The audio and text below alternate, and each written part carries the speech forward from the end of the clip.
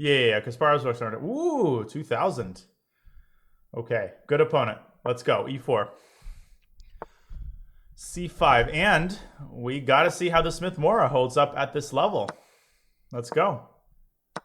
Oh, yeah. Buckle your seatbelts, ladies and gentlemen.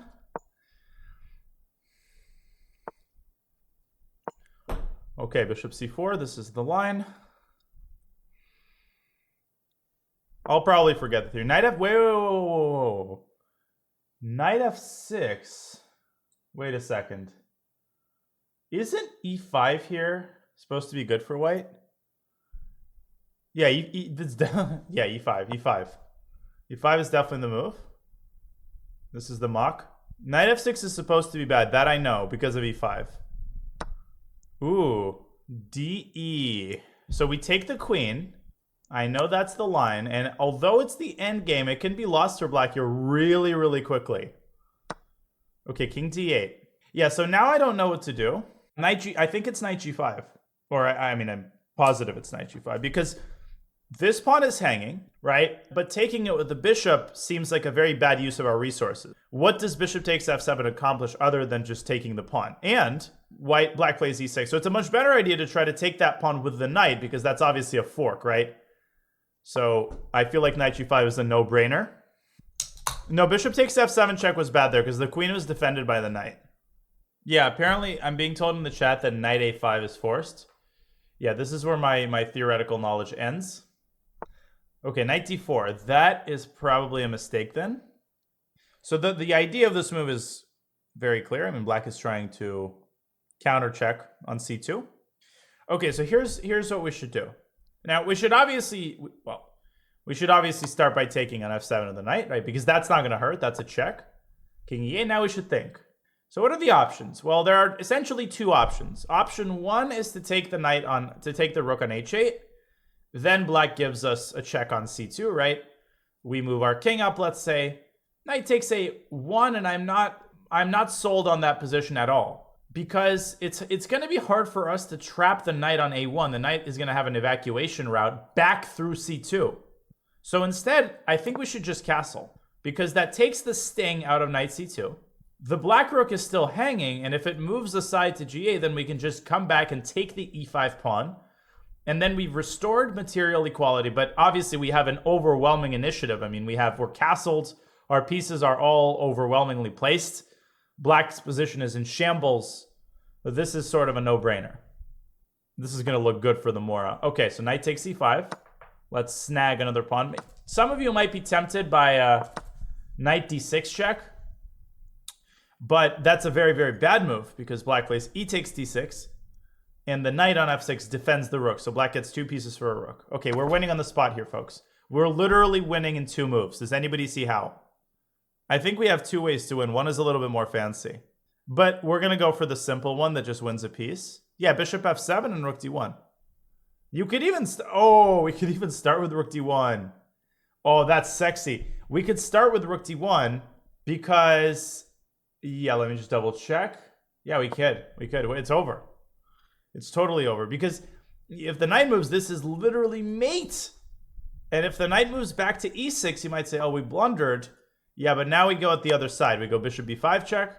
And black has to cover on d7, and it's all over. 14 moves. And that's probably all in Mark's book. I'll have to check. Okay, that's it. But let's not take our foot off the gas. Well, we can take our foot off the gas pedal. We can take our foot off the... Notice that I didn't take with the rook, by the way, because of a6. Common blunder. And we might actually lose our piece back. Okay, so let's simplify. Let's take on e6. Now, there's no reason black is not resigning. It doesn't even matter what we do here. Bishop e3, bishop f4. Just get your pieces out. Let's go rook e1 and rook d1. Position our rooks perfectly and prevent bishop g7 and black resigns. There it is. Okay. Oh, castling is a blunder. Ooh, this is juicy. Okay, let me get Mark's book. Okay. So let's take a look at Mark's book. Yeah, I'm trying to... It's the one one small minus to this book is like you have to go into the index to find anything. Page 220, actually. But you know that? Holy smokes. Yes, you're right. Oh my god, thank you. Yeah, so e5, d5. Sorry, e5, d5. So Mark claims that the only way for black to stay alive is knight g4. Now let's get the obvious out of the way. If knight e5, then knight e5 de, and now bishop f7 wins the queen. That's obvious. So the important thing is that this same concept doesn't really work after de. Because while you can play knight takes d5 check, black is under no obligation to take. And black just keeps the extra piece here. Does that make sense? So according to Mark, knight g4 is the best move. And then the line goes ed, queen d6. Although he says ed6 may be black's most tenacious defense. And now white castles. Wow. Queen d1, rook d1. Bishop f5, knight b5. Rook c8, h3. Knight e5, knight e5, knight e5, bishop d5. White has at the very least a nominal advantage and possibly more. Well, clearly we have a huge initiative.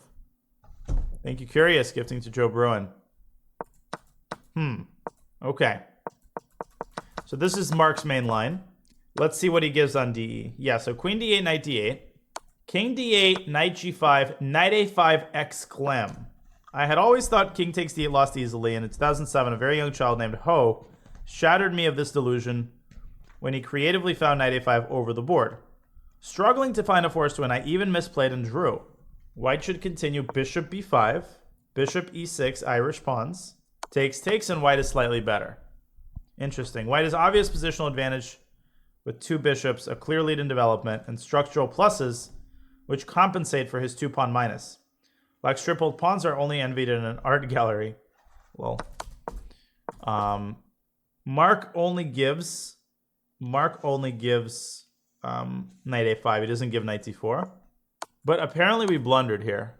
So after knight takes f7, king e8 castles, I completely miss.